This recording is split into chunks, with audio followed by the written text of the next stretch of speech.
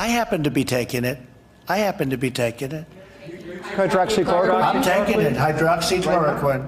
When? Right now, yeah. Yeah, when? A couple of weeks ago, I started taking it. Because I think it's good. I've heard a lot of good stories. And if it's not good, I'll tell you right, I'm not going to get hurt by it. It's been around for 40 years for malaria, for lupus, for other things. I take it. Did the White House doctor recommend that you take that? Is that why you're taking it? Yeah, White House doctor. Didn't recommend. No, I asked him, what do you think? He said, well, if you'd like it. I said, yeah, I'd like it. I'd like to take it. A lot of people are taking it. A lot of frontline workers are taking hydroxychloroquine. I don't know where to start with this one, John Heilman. First of all, I mean, do we know? I'm not sure that means he's taking it, right? I mean, he's telling us he's taking it. He told the world to take it. He told the world, what do you have to lose? Neil Cavuto over on Fox News, my neighbor at the same hour said to a medical guest he had, what you have to lose is your life.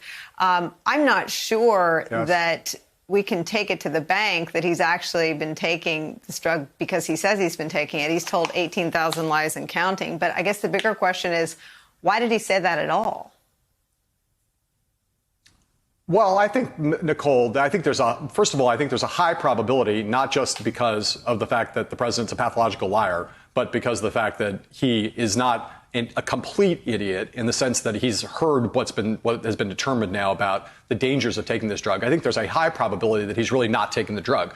And I think you would need to have some real evidence to suggest that this is not just another tall tale of his. I think the reality is he's been so thoroughly rebuked on his advocacy of this drug that it stands on some level to reason that he would want people to think, having told everyone else to take it, that he himself is taking it, even though he's not in fact taking it. And I have no evidence for that supposition, but I will say that, given that he's asking us to take it on faith, that A, he would be taking a drug, and B, he would be taking a drug that people know now to be dangerous, I think it's much more likely that he's not taking it and saying he's taking it than that he's actually taking it.